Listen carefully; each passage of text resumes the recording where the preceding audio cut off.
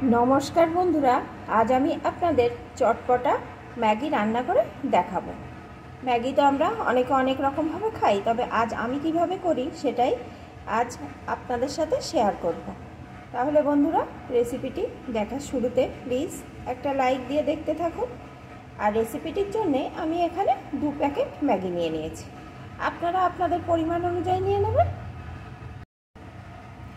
একটা পাত্রে জল নিয়ে 2 প্যাকেট ম্যাগি আমি এর ভিতরে দিয়ে দিয়েছি। এখন 1 মিনিট মতন আমি এটা ভাপ দিয়ে নেব। এটা যেন খুব বেশি রকম ভাপ দেওয়া না হয়, তাহলে কিন্তু রান্নাটা ভালো হবে না।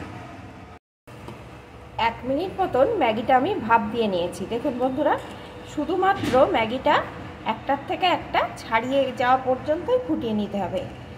একদম বেশি ফোটালে কিন্তু হবে না। এখন এই জল থেকে সেকে ম্যাগিগুলো তুলে একটা পাত্রে ঠান্ডা জল নিয়ে তার ভিতরে আমি দিয়ে দেব, তাহলে একটার সাথে আরেকটা লেগে যাবে না। আর একটা পাত্রে ঠান্ডা জল নিয়ে ম্যাগিটা আমি তুলে দিয়ে দিয়েছি। এখন এইভাবে একটু রেখে তারপরে জল থেকে সেকে তুলে নিয়ে রান্নাটা করব। এখন রান্নার জন্য কড়াইয়ে আমি পরিমাণ মতো সাদা তেল বসিয়ে দিয়েছি। তেলটা গরম হয়ে গেছে। এখন এর ভিতরে আমি দিয়ে দেবো একটা পেঁয়াজ কুচি। পেঁয়াজ কুচিটা একটু ভেজে নেব।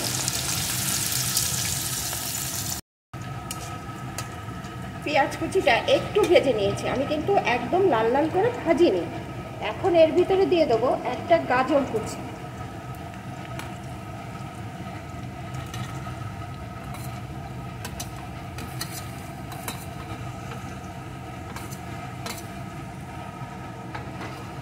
গাজরটাও পেঁয়াজের সাথে একটু ভেজে নেব।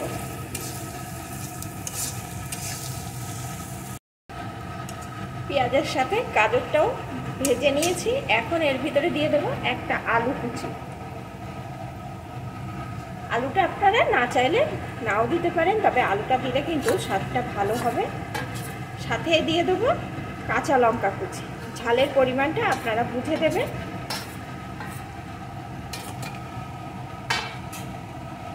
আর দিয়ে দেবো একটু লবণ, সামান্য একটু লবণ দেব, কারণ পরে আমি দেব একসাথে। এখন যদি পুরো লবণটা দিয়ে দিই, এই সবজিটা একদম নোনতা হয়ে যাবে।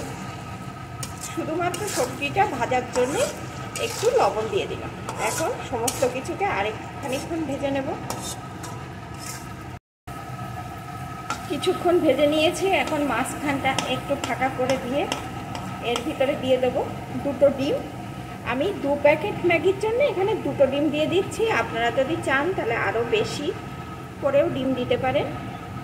আবার ডিমটা আলাদা করে ভুজিয়া তৈরি করেও তুলে রাখতে পারেন, কোনো রকম অসুবিধা নেই। তবে আমি রান্নার সুবিধার্থে আর তাড়াতাড়ি করার জন্য এইভাবে দিচ্ছি, এতেও কিন্তু স্বাদটা খুব ভালো হবে। এখন সমানে এইভাবে নাড়িয়ে নাড়িয়ে ডিমটা সবজির সাথে ভেজে নেব।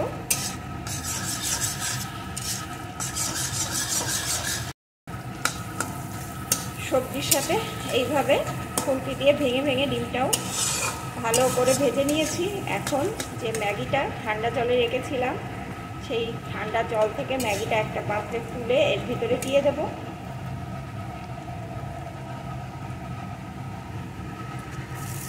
দেখুন বন্ধুরা, ম্যাগিটা কতটা ঝরঝরে হয়েছে।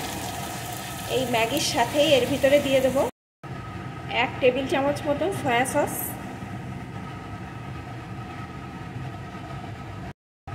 2 টেবিল চামচ মতন টমেটো সস,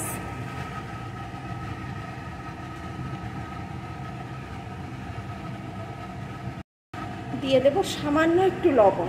সয়া সস দিলে কিন্তু লবণটা কম দিতে হয়, আর আগে থাকতে আমি আরেকটু লবণ সবজিতে দেওয়া আছে, তাই একদম সামান্য একটু লবণই দিয়ে দিলাম।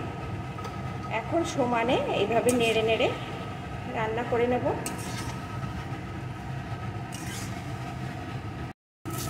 বেশ কিছুক্ষণ আমি নেড়ে রান্না করে নিয়েছি। সব কিছু কিন্তু ম্যাগির গায়ে মিশে গেছে। এখন যে ম্যাগির মশলাটা ছিল, সেই মশলাটা আমি এখানে দিয়ে দেবো।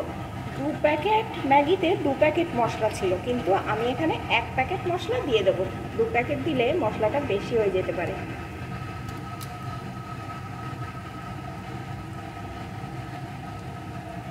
এখন একটু মিশিয়ে নেব।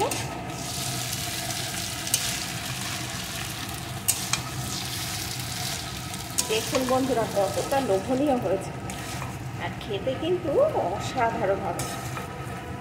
আর আপনারা এইভাবে রান্না করবেন তাহলে ম্যাগিটা কিন্তু একদম ছাড়া ছাড়া থাকবে, চাউমিনের মতো। আর কথা দিচ্ছি বন্ধুরা, চাউমিনের থেকেও কিন্তু এটা খেতে ভালো লাগবে। এইভাবে একবার যে খেয়েছে সে কিন্তু আর চাউমিন কিনে বানিয়ে খাবে না, ম্যাগিটাই এইভাবে বানিয়ে খাবে। রান্না করতে এমন কোনো ঝামেলা নেই, শুধুমাত্র ম্যাগি তো 2 মিনিটে হয়ে যায়, আর এটা কিন্তু আপনারা 5 মিনিটে বানিয়ে নিতে পারেন, সব কিছু যদি গুছিয়ে নেন। এখন এটা আমার রেডি, আমি নামিয়ে নেব। আমার এই ম্যাগি তৈরি আপনাদের কেমন লাগলো প্লিজ কমেন্ট করে জানাবেন, ভালো লাগলে অবশ্যই লাইক দিয়ে দেবেন।